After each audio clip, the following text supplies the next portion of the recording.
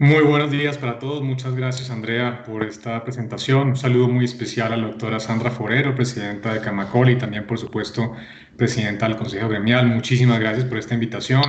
Saludo muy especial al doctor Carlos Arango, presidente de la Junta Directiva, por supuesto, a todos los demás miembros de la Junta Directiva, a todos los afiliados de este sector tan importante para la economía colombiana como lo ha sido y lo será el sector de la construcción. Bueno, como lo mencionaba Andrea, voy a hacer una presentación sobre los impactos del COVID, pero especialmente también mirando un poquito la perspectiva, cómo estamos en materia de pronósticos para este año y para el siguiente. Y quisiera también hablar un poco de las medidas que estamos planteando de reactivación económica. Aprovecho para contarles que justo estamos trabajando con el liderazgo de la doctora Sandra Forero en un trabajo para el Consejo Gremial, organizando de alguna manera la gran cantidad de iniciativas que se han venido planteando desde los diferentes miembros del Consejo Gremial para poder tener, digamos, una hoja de ruta que permita, digamos, priorizar en el tiempo algunas de estas iniciativas. Entonces, la presentación que les voy a hacer el día de hoy tiene dos elementos, como les contaba. Primero, vamos a examinar qué está pasando en la economía colombiana y segundo,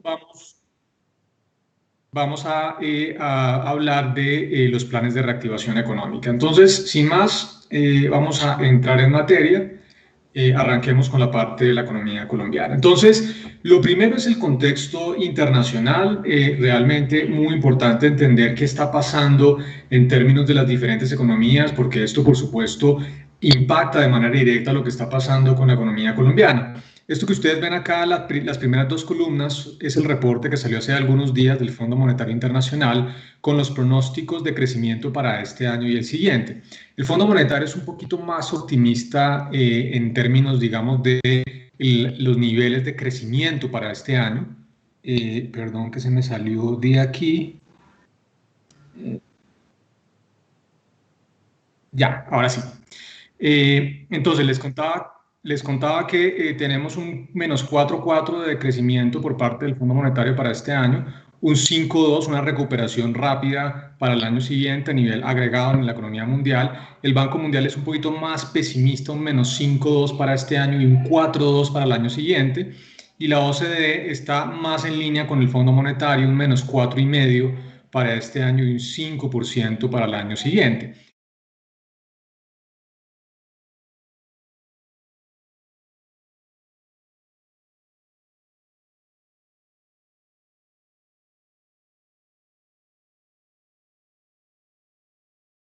Infortunadamente, el Fondo Monetario estima que América Latina se va a contraer alrededor de un menos 8,1%, muy en línea con lo que tiene también, por ejemplo, el Banco Mundial, que estima un menos 7,2%, y también estiman que el año siguiente la recuperación va a ser menos de lo que uno esperaría, dado el nivel de contracción económica que se está planteando para este año. Entonces, aquí tenemos un reto muy importante y es que América Latina, por la evolución de la pandemia, va a ser una de las regiones más golpeadas en términos económicos y también el próximo año una de las que menos recuperación va a tener. Colombia hoy en día ya está más o menos en la mitad de la tabla. Hace algunos meses estábamos un poquito mejor que el resto de la región. El Fondo Monetario está estimando una contracción para Colombia este año del 8,2 y un crecimiento del 4% para el 2021. Fíjense que hay países que les va a ir un poquito mejor, Brasil un menos 5,8 y Perú tal vez el país de la región con la mayor contracción económica, 13,9%, por de nuevo la incidencia tan alta que ha tenido la pandemia y por ende las restricciones a la actividad productiva en ese país. Entonces, en términos generales, lo que quiero que les quede como mensaje es que vamos a tener una caída muy grande de la actividad económica, una recuperación el próximo año, pero por otro lado, América Latina va a ser la región más golpeada en materia económica y también la que menos va a aumentar su crecimiento en el 2021 y por eso nos tiene en mente los retos tan importantes de generar estos planes de reactivación económica. Muy bien. Es que, perdóname porque es que no he podido mover aquí mi presentación. A ver si me va a tocar en un minuto.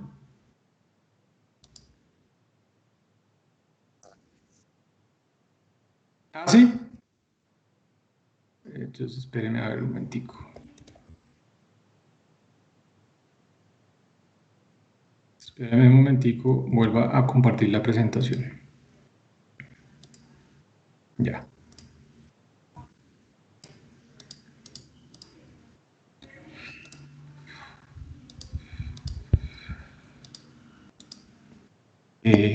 A ver si logro resolver este problema.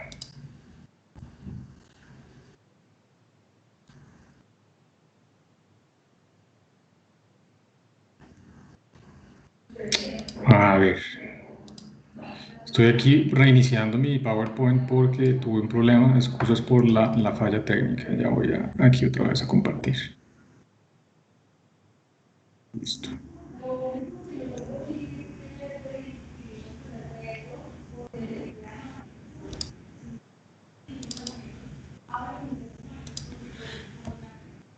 A ver, ahora sí. Entonces paso otra vez a compartir la presentación.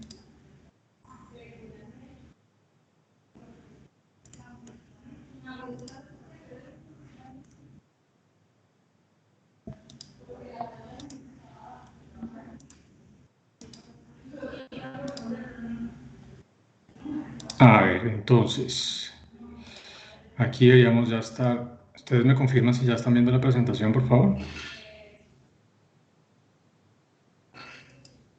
Listo. Excusas por el tema técnico. Muy bien. Entonces, continuemos en la presentación. Quería contarles qué está pasando en términos comparativos en la región frente a América Latina. De manera muy interesante, ustedes ven acá que Colombia ha tenido una especie de recuperación rápida, una especie de recuperación en V, pero tal vez con una fase ascendente un poco. El peor mes para toda la región fue indudablemente abril. Ustedes ven aquí lo de Perú, que se contrajo en un 40% la actividad económica. Para Colombia esa cifra fue del 20%. Nos fue un poquito como en la mitad de la tabla en términos de los países de la región, pero todavía nos falta camino por recorrer para cerrar la brecha. La gráfica de mano derecha en particular tiene, por ejemplo, qué está esperando el Fondo Monetario en términos de recuperación de esas pérdidas de la actividad productiva. Si uno fija en 100 el 2019, pues resulta que Colombia al 2021 va a estar un 8% por debajo de lo que teníamos en términos de nuestro tamaño de la actividad económica en el 2019, 2 años atrás. No estamos tan mal como otros países, de hecho somos el segundo mejor después de Chile, pero por supuesto eso implica que de nuevo es fundamental poder implementar políticas de reactivación económica que nos permitan no solamente crecer, eso es muy importante por supuesto, pero especialmente que nos permitan recuperar esas pérdidas tan grandes de la actividad productiva que se sufrieron a lo largo de este 2020. En términos de la actividad económica de Colombia, una noticia también positiva es que hemos tenido de alguna manera una especie de recuperación. Ustedes ven cómo veníamos primero con un crecimiento muy positivo en los meses de enero y febrero, 3, 6, 4, 8, estábamos en fase de aceleración. Luego llega la pandemia y tenemos un crecimiento del menos 4,1 en marzo, en parte porque la pandemia, ustedes recordarán, llega en la segunda mitad de marzo al país. Ahí es donde empiezan las restricciones a la actividad productiva. Luego tuvimos el mes de abril, que fue el peor, un menos 20%, que fue pues, realmente tal vez la mayor contracción de la actividad productiva en nuestra historia económica moderna, pero afortunadamente en la medida en que se ha reactivado la actividad productiva, ya estamos en cifras no tan negativas. Siguen siendo muy malas, por supuesto, el mes de julio un menos 9,6, pero es prácticamente la mitad de la contracción de la actividad productiva que tuvimos en el mes de abril. Entonces ustedes ven aquí otra vez una especie de V con una fase ascendente que es un poquito menos empinada de lo que uno esperaría, pero al final de cuentas con una recuperación bastante marcada. En términos de los diferentes sectores, ustedes ven aquí todas las barras o la gran mayoría de barras hacia la izquierda, lo que quiere decir que la gran mayoría de sectores se contrajeron durante el segundo trimestre del año, la economía se contrajo menos 15,7 en promedio, y ustedes ven aquí los tres sectores con mayor afectación.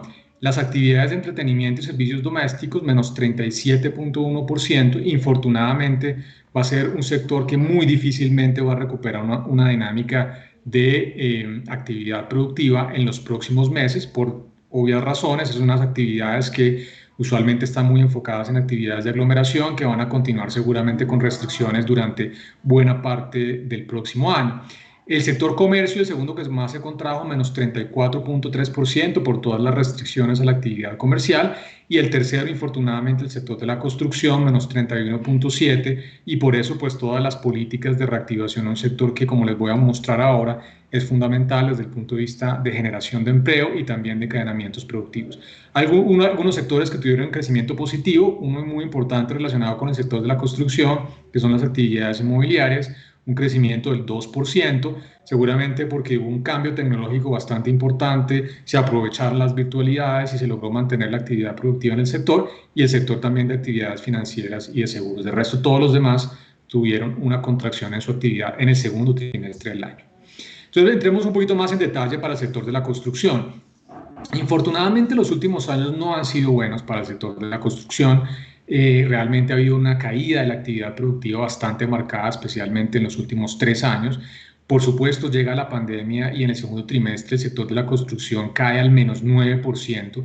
Eso implica que pues, la menor dinámica frente al crecimiento de la actividad productiva agregada ha llevado a una pérdida de participación del sector, del PIB del sector de la construcción frente al total. Ese PIB estaba alrededor del 7.3% en el máximo que se obtuvo en el 2016 y ahora estamos en alrededor del 5,1%. O sea que todavía, ojalá que cuando lleguen estas fases de reactivación, pues seguramente va a aumentar otra vez esa participación del sector de la construcción.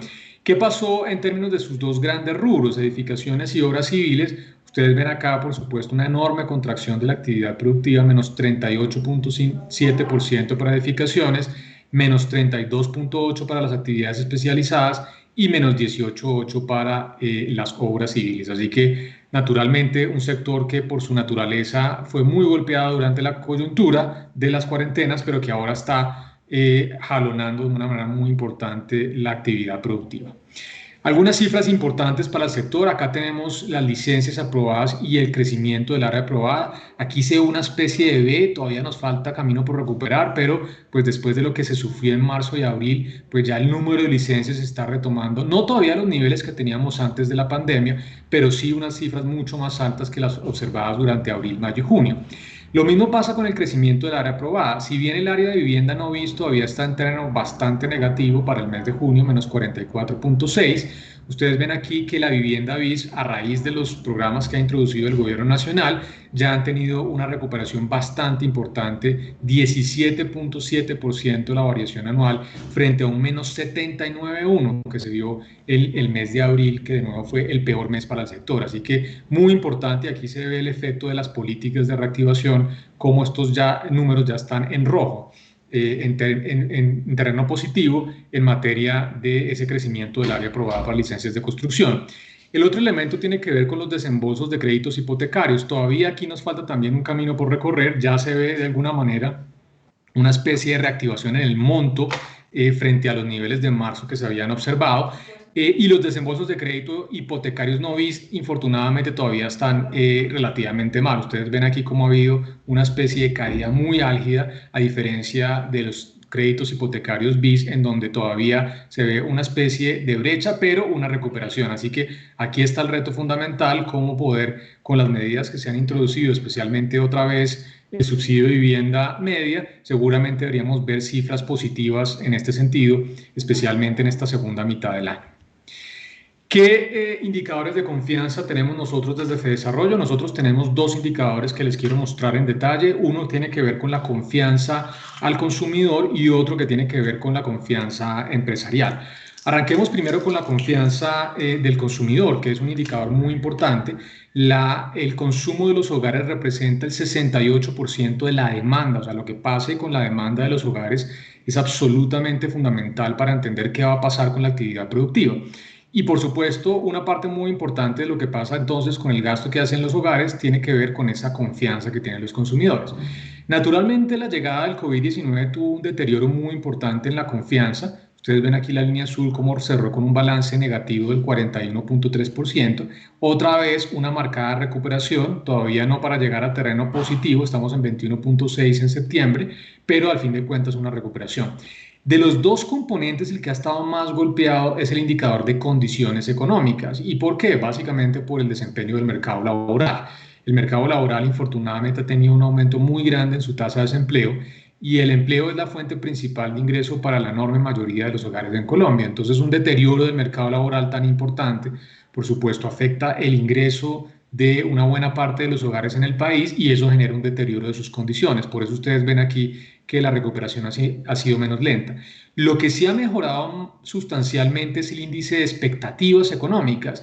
Entonces, las condiciones no son buenas, pero los hogares están viendo que las expectativas están mejorando y de hecho este indicador retornó a terreno positivo después de más de prácticamente 2 años y medio. Así que esto es muy importante porque esto muestra que los consumidores son más optimistas, no probablemente hoy, pero sí hacia el futuro y eso es una excelente noticia. Ojalá se materialice esa confianza hacia adelante.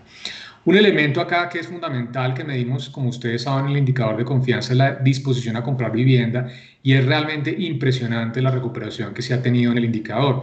Nosotros estábamos básicamente en un niveles de cero en el año pasado, es decir, no había ni mucho optimismo, pero tampoco mucho pesimismo en términos de esa disposición a comprar vivienda. Viene una caída muy grande en abril, fíjense, estábamos en menos 62.3, pero la recuperación realmente ha sido extraordinaria. Estamos en un menos 17.2, seguramente a finales de este año estaremos ya otra vez en terreno en cero, es decir, en el equilibrio de esa disposición a comprar vivienda. Esto es una excelente noticia porque esto, por supuesto, también implica esa mayor disposición relativa a comprar vivienda y eso es una muy buena noticia, por supuesto, para el sector. Ahora pasemos al indicador de confianza comercial. Si me permiten, voy a tomar un poquito de agua. El indicador de confianza comercial y el indicador de confianza industrial son los dos componentes grandes del indicador de confianza empresarial.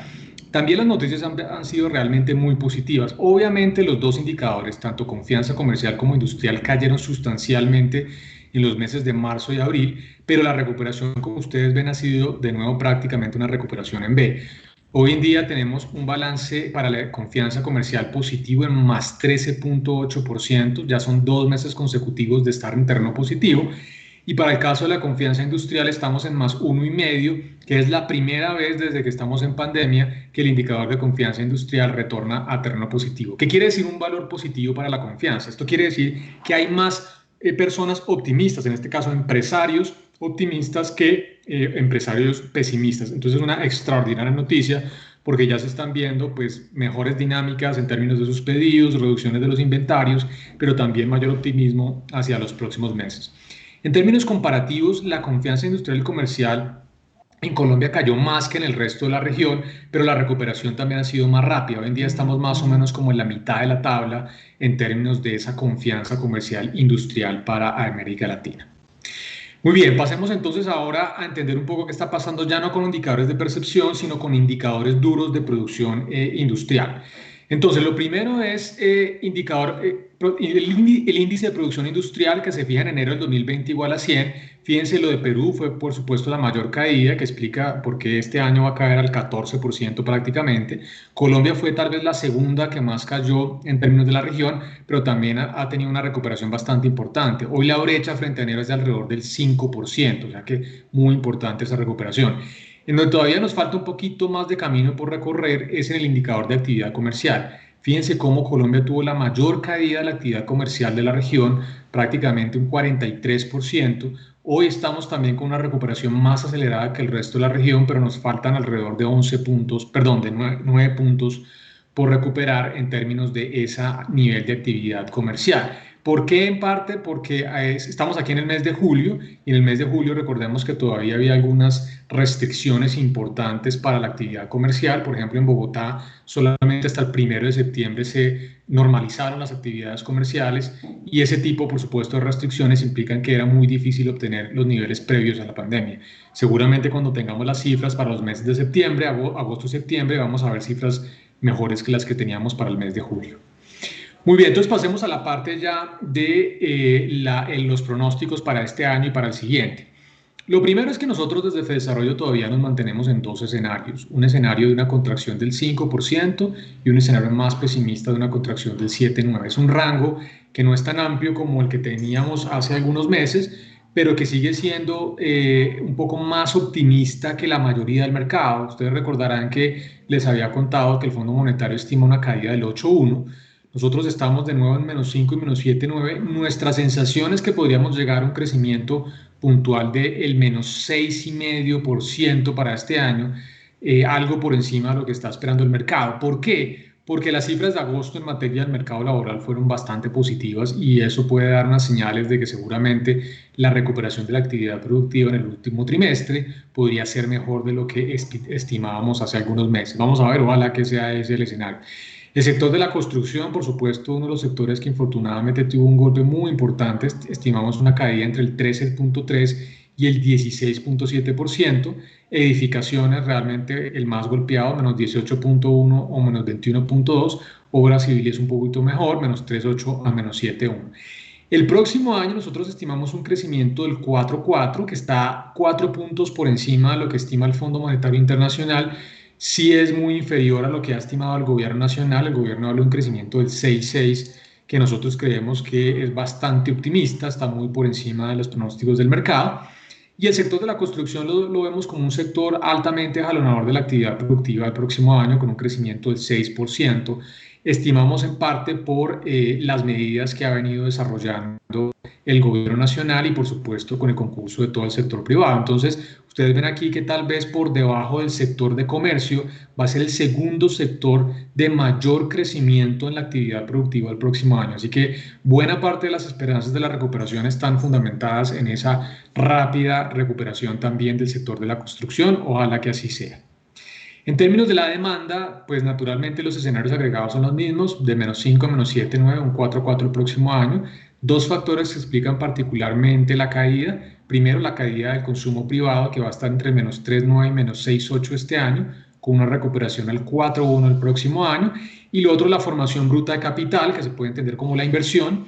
La inversión, por supuesto, es la que más se golpea durante fases de contracción de la actividad productiva, un menos 19,3 o un menos 22,2 en el peor de los casos de caída de la inversión, pero una recuperación muy rápida, importante del 7,6. Ahí también toda la parte, digamos, de la formación bruta de capital relacionada con el sector de la construcción de edificaciones es absolutamente fundamental y por eso también estamos viendo una aceleración importante en este rubro. En términos del empleo, quiero concentrarme en el gráfico de mano derecha. Ustedes ven aquí el cambio anual en el total de ocupados. Concentrémonos en la línea azul. Pues ustedes ven lo que pasó en abril, que fue realmente desastroso. Prácticamente 5.400.000 empleos perdidos. Estábamos hablando del 25% del total de los empleos perdidos, infortunadamente, en el país. Junio y julio un poquito mejor, pero lo de agosto realmente fue muy positivo. A nosotros, francamente, nos sorprendió el dato tan positivo. Estamos hablando ya de 2,4 millones de empleos perdidos, frente a esos casi 5,4 millones en abril. Entonces se han recuperado ya 3 millones de empleos. Obviamente esto no es para decir que estamos bien, nos falta recuperar 2,4 millones de empleos, pero por eso les digo, ustedes ven, esto es una especie de V ahí sí mucho más empinada, ¿no?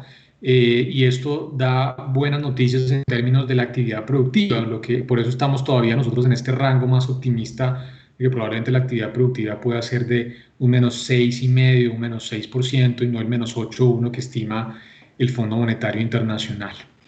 ¿Qué sectores han generado, digamos, esta contribución a la destrucción del empleo? Como ustedes ven, estamos ya ahora en 2,4 millones de empleos perdidos en el total nacional. Esta es la barra morada y aquí están los diferentes sectores.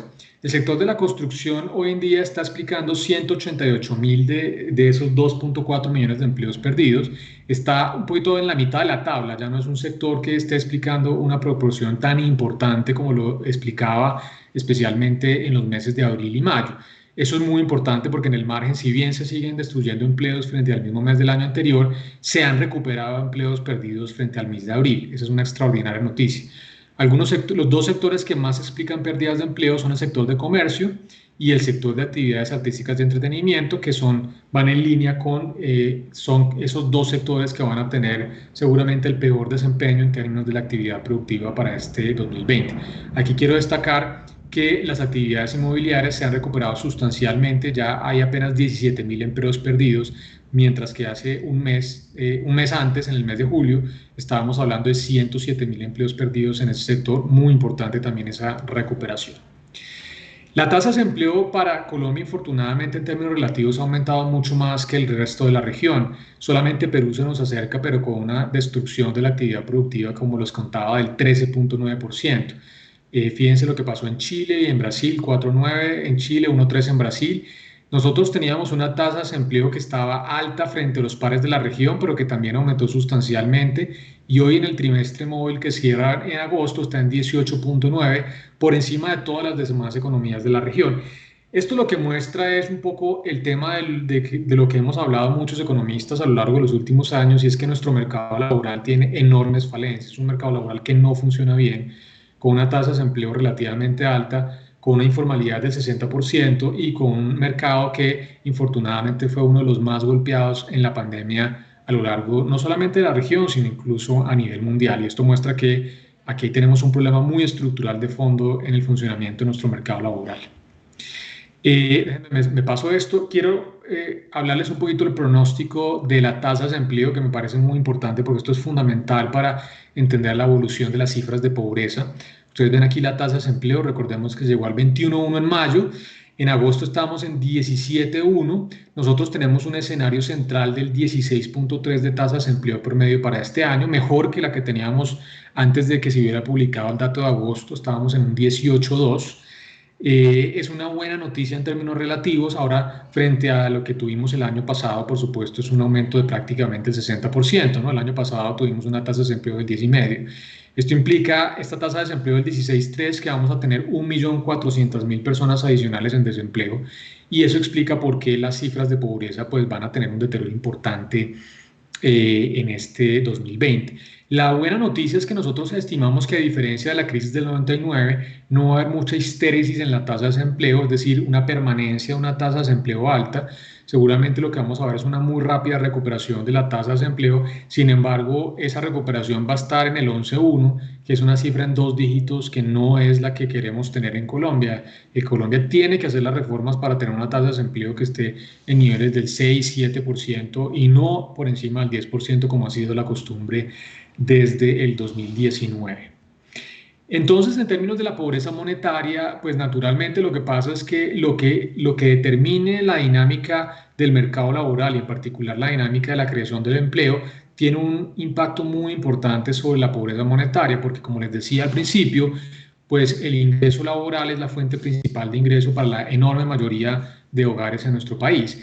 Entonces, con base en las cifras que publicó el DANE el lunes, en donde tenemos ya unas cifras de pobreza no del 27%, sino del 34, 35%, un cambio metodológico realmente muy importante que implica que la tasa de pobreza es más o menos 8 puntos porcentuales por encima de lo que se había estimado inicialmente.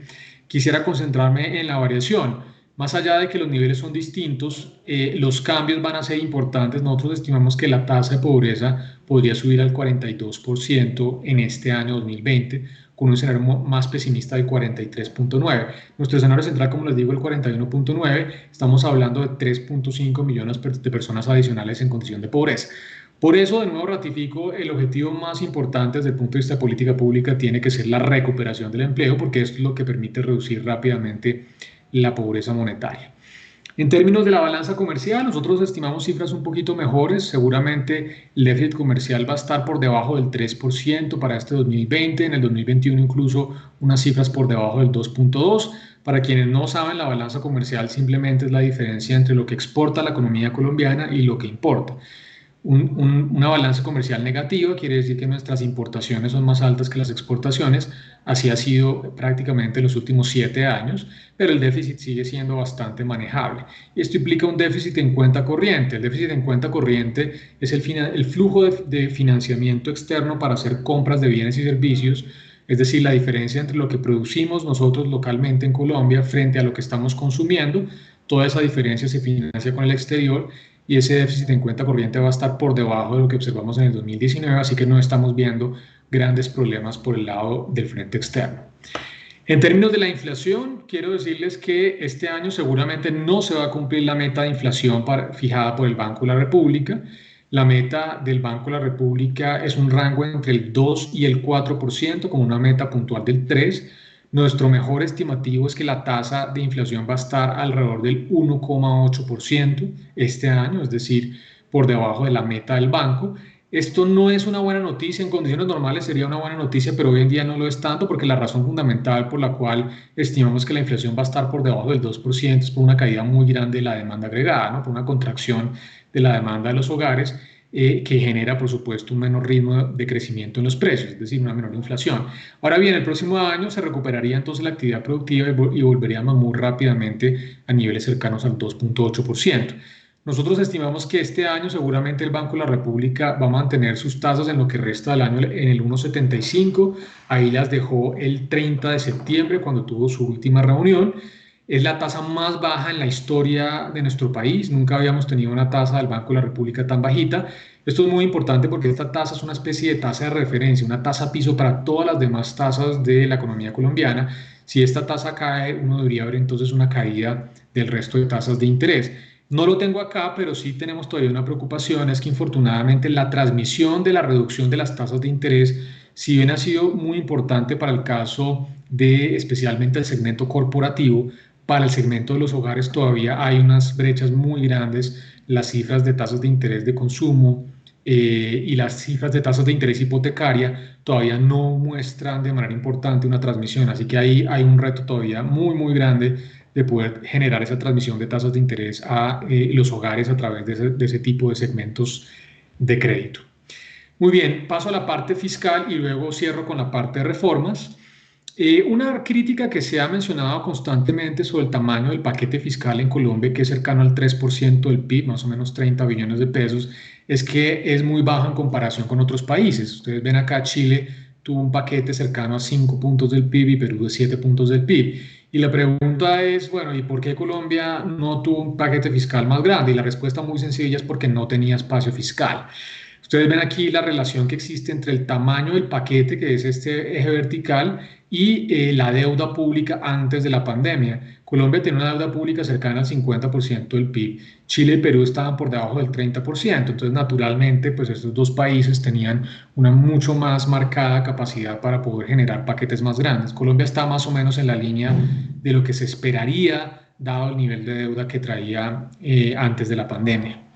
¿En qué se han asignado los recursos de este paquete fiscal que se han manejado a través del FOME, este fondo de emergencias? Más o menos, como les digo, 3 puntos del PIB.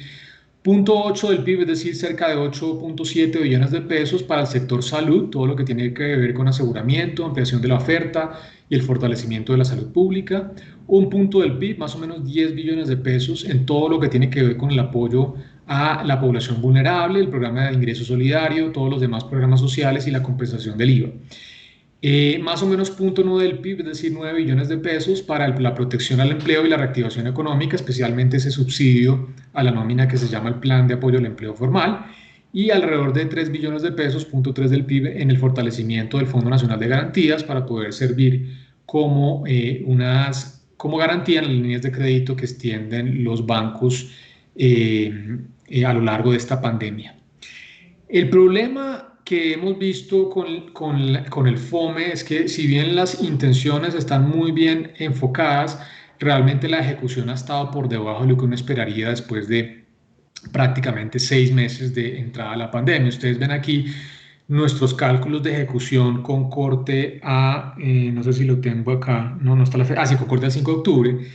Y ustedes ven que la ejecución del sector salud era apenas el 37%, los subsidios a la nómina tenían una ejecución del 75,4%, ingreso solidario muy bien, 94,4%, otros programas sociales 53,9% y otros RUS 18,5%, para un nivel agregado de ejecución del 52,1%. Así que aquí el problema realmente no es de recursos, el problema más bien está enfocado en acelerar esta ejecución de los recursos tan importantes que se han apropiado para estos rubros de salud, subsidio a la nómina y programas sociales. Hay un reto muy importante para acelerar esa ejecución porque pues, los tiempos son muy apretados y entre más rápido estén estos dineros en las personas y empresas que lo necesitan, por supuesto, más rápido va a ser esa recuperación de la actividad productiva. Paso a la parte fiscal, entonces, las perspectivas, no quiero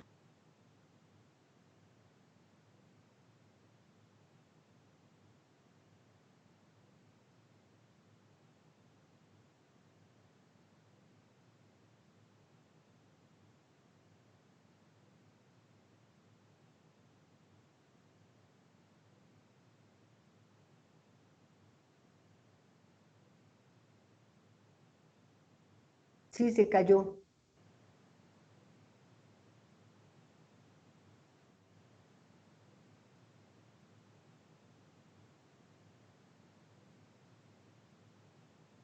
Estábamos con Luis Fernando Mejía Alzate, estamos recuperando la comunicación hoy con él. Nos estaba hablando de la economía en el 2021, fuentes de crecimiento y proyecciones, mientras justamente pues esperábamos, transcurría la hora señalada para formalizar la instalación de la asamblea. Estábamos con el economista, el director además ejecutivo de Fedesarrollo, Luis Fernando Mejía Alzate. Cuando lo tengan, pues me confirman y continuamos con su importante presentación que nos estaba dando hasta ahora. Mientras tanto, vamos con un segmento patrocinado y ya volvemos. PAFCO, como grupo empresarial, está comprometido con trabajar con las mejores tecnologías innovadoras y sostenibles que puedan atender las necesidades de nuestros clientes y sociedad en general. En el campo de la construcción emerge BIM, la tecnología que integra las diferentes áreas que componen un proyecto. BIM, Building Information Modeling, es una metodología de diseño y brinda un nuevo enfoque a la documentación de la información en un proyecto. El uso de BIM va más allá de la fase de diseño del proyecto, extendiéndose a lo largo del ciclo de construcción, apoyando procesos que incluyen administración de costos, administración de tiempos, operación de instalaciones, entre otros. Con el objetivo de estar a la vanguardia con los avances tecnológicos, se ha creado la biblioteca BIM PAFCO, la cual contiene archivos digitales que permiten realizar el diseño hidráulico de un proyecto con una línea específica de producto en Autodesk Revit. Diseñar con la biblioteca BIM PAFCO es la manera más fácil y rápida de llegar a un modelo de instalación preciso. Los objetos son modelos en 3D que poseen dimensiones reales, códigos de catálogo, descripción, entre otros. El listado de materiales es automático y se ha creado una herramienta visual para revisión del modelo.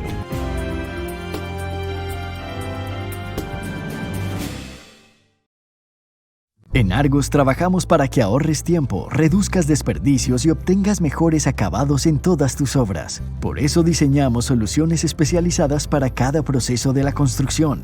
Presentamos la línea de mezclas listas para pega pañete tipo S, pega estructural tipo M, pañete tipo N, relleno de celdas y nivelación de pisos. Su preparación es muy fácil, solo debes añadir agua, mezclar y listo. Además, se mantienen frescas para que puedas trabajar por más tiempo.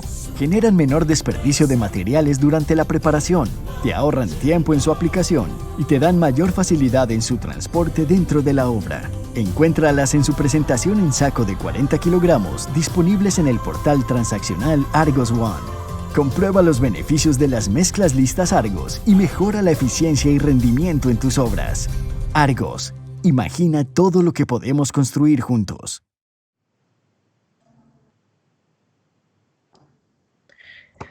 Nuevamente tenemos al doctor Luis Fernando Mejía, estaba con nosotros hablándonos de economía en el 2021, fuentes de crecimiento y proyecciones. Muy atentos estábamos todos, los perdimos por segundo, pero está nuevamente con nosotros. Luis Fernando, muchas gracias. Excusas a todos por la interrupción, tuvo una caída en el internet. Quería cerrar con la parte fiscal y la parte de reformas. Entonces, como les decía, para este año nosotros estamos en línea con los estimativos del gobierno nacional. Para el próximo año tenemos unas diferencias. El gobierno estima un déficit fiscal del 5.1% del Producto Interno Bruto. Nosotros estimamos un 5.6%. Creemos que el plan de enajenaciones que ha planteado el gobierno nacional es bastante optimista. Está hablando de ingresos por enajenaciones de 12 billones de pesos. Creemos va a ser muy difícil materializar ese programa tan ambicioso y por eso estimamos que el déficit podría ser un poquito más alto. Pero realmente las diferencias grandes están hacia del 2022 en adelante, es decir, el reto para el nuevo gobierno va a ser muy importante porque estimamos que las metas de déficit fiscal van a ser muy difíciles de cumplir. Esto involucra seguramente unas necesidades de revisar estas metas de déficit fiscal para los próximos años, especialmente garantizando, y esta es tal vez la preocupación más importante que tienen las calificadoras de riesgo, que tiene que ver con un nivel de deuda que hoy en día está en el 65% del PIB. La deuda pública en el 2019 era el 50% del PIB, estamos hablando de 150 billones adicionales. Eso no es malo per se, por supuesto, eso es natural con una crisis tan grande como la que hemos sufrido, con una caída de la actividad productiva, una caída en el recaudo de impuestos, una depreciación de la tasa de cambio, es la forma natural en la que se reacciona desde el punto de vista de la deuda pública. Lo importante es que se garantice hacia adelante que va a haber una reducción de esa deuda pública y ahí es donde va a estar el reto más sustancial desde el punto de vista de la política fiscal. Déjame paso esto y finalizo entonces con la parte de medidas de reactivación. Entonces nosotros hemos hablado de 3 cosas que consideramos absolutamente esenciales para acelerar la reactivación de la actividad productiva. Lo primero, unos subsidios a la nómina complementarios a lo que ya ha establecido el gobierno nacional. Déjenme les explico esto un poquito más adelante. Lo segundo, nos parece absolutamente esencial todo lo que se ha planteado desde el punto de vista de incentivos a la construcción de vivienda. Muy importante también por todo lo que ya les voy a contar, los encadenamientos productivos, la participación del empleo que tiene el sector de la construcción. Y finalmente, el plan de choque de inversión en infraestructura pública, que es absolutamente fundamental. Nosotros creemos que hay una oportunidad para que el gobierno pueda plantear un gran plan de pequeñas obras de infraestructura pública financiadas con recursos de regalías que están en el orden de los 7 u 8 billones de pesos, que pueden generar unos encadenamientos muy grandes y una recuperación de la actividad productiva a nivel territorial. Déjenme les hablo muy rápidamente del primero y del segundo, porque el tercero pues creo que ya está explicado. Primero, hicimos un análisis de cómo le han llegado las diferentes subsidios de empleo, de apoyo al empleo formal. Esos subsidios, ustedes recordarán, el 40% del primer salario mínimo para todos los empleados formales en las empresas del país. En el total tenemos más o menos 5 millones de empleados formales y se han beneficiado 3.37 millones de empleados formales, es decir, una cobertura del 67%. El problema es que la cobertura no ha sido homogénea. Se ha llegado más a las empresas medianas y grandes, aquellas que tienen más de 50 empleados, 74.2%, al 62% de las pequeñas, que tienen entre 10 y 50, y apenas al 47.2% de las micro, las que tienen menos de 10 empleados. Así que hay un problema desde el punto de vista del acceso. Las empresas más pequeñas, las que tienen menos de 10 empleados, tienen mayores dificultades para acceder al subsidio. ¿Por qué esto es un problema? Porque cuando uno mira las cifras de agosto, de esos 2.4 millones de empleos perdidos, el 66% se debe a pérdidas de empleo en este tipo de empresas que tienen menos de 10 trabajadores. Así que fundamental mejorar esa focalización. Nosotros lo que hemos propuesto es que se pueda hacer una cosa muy focalizada de dar un subsidio complementario, adicional a lo que está en el plan de apoyo y empleo formal, del 16.5% del salario que se constituyen las contribuciones a pensiones, cajas de compensación y ARL, para máximo 2 salarios mínimos, es decir, focalizando en las personas que tienen más bajos ingresos, pero también focalizándolo solamente en las empresas que tienen menos de 10 trabajadores. Y esto podría ser un incentivo muy importante para la formalización. No es que pensamos que se deba financiar o subsidiar el empleo informal, sino estos son incentivos a la formalización. Estos 991.000 personas que hoy en día están informales, que pasen a ser formales con este plan de apoyo al empleo formal. Podríamos beneficiar alrededor de 1.8 millones de personas, empleados que puedan estar beneficiados en estas empresas, y esto costaría alrededor de 1.7 billones de pesos por 6 meses. Nosotros creemos que el énfasis tiene que estar en la formalización, porque ahí es donde está realmente el empleo de calidad, el empleo que puede contribuir al bienestar de los hogares en Colombia, y este tipo de apoyos complementarios pueden ser muy útiles en este propósito. El otro componente son todo lo que tiene que ver con las medidas del sector de la construcción, y hay 2 razones fundamentales de por qué los énfasis en los incentivos y subsidios para el sector de la construcción. Lo primero es porque tiene una importantísima participación en el total de ocupados. Fíjense que estamos hablando más o menos el año pasado de un 6.8%, hoy estamos en 6.1% por las pérdidas de empleo, pero la participación en el empleo es superior a la participación que tiene el sector de la construcción en el Producto Interno Bruto. Así que es un sector altamente generador de empleo en el sector, sin contar, por supuesto, los empleos que genera con sus encadenamientos productivos con otros sectores. Y esta es una cosa muy importante, y son los multiplicadores por sector económico. Solamente actividades especializadas, un sector muy pequeñito de la actividad productiva y la industria tienen componentes más grandes. Fíjense, estos 3 sectores que están en barras azules, actividades especializadas, que es del sector de la construcción de obras civiles, construcción de edificaciones y el sector de la construcción agregado son los sectores que tienen mayor multiplicador por sector económico. ¿Esto qué quiere decir? Es un sector que cuando se le invierte un peso de actividad productiva, encadena, jalona e impulsa diferentes sectores de la actividad productiva de nuestro país. Sectores como el comercio, sectores como la industria, sectores como los servicios, y por eso la importancia del énfasis de este tipo de incentivos, porque indudablemente los multiplicadores son muy altos. En el agregado, fíjense, estamos hablando que cada peso invertido en el sector de la construcción genera 2.29 pesos adicionales desde el punto de vista de actividad productiva. Así que realmente extraordinario ese multiplicador, y por eso la importancia de ese tipo de medidas desde el gobierno nacional de incentivar al sector de la construcción.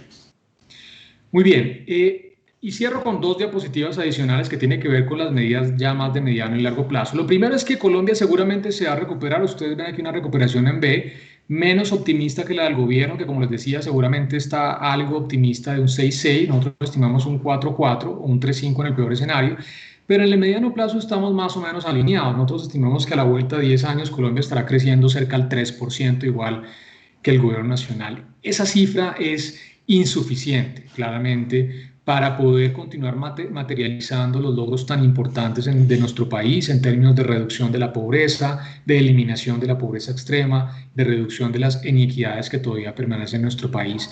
Entonces, la pregunta de fondo es, bueno, si bien es muy importante lograr esta reactivación, ¿qué hacemos para no llegar a un estado en los próximos 10 años de un crecimiento de apenas el 3%? Y básicamente tenemos una lista de 5 cosas en un trabajo que hemos hecho en conjunto con María Angélica Arbeláez para entender precisamente ese tipo de medidas que podrían acelerar el crecimiento, no ahora, pero sí seguramente en el mediano y largo plazo. Y ustedes ven aquí la lista de esas 5 cosas.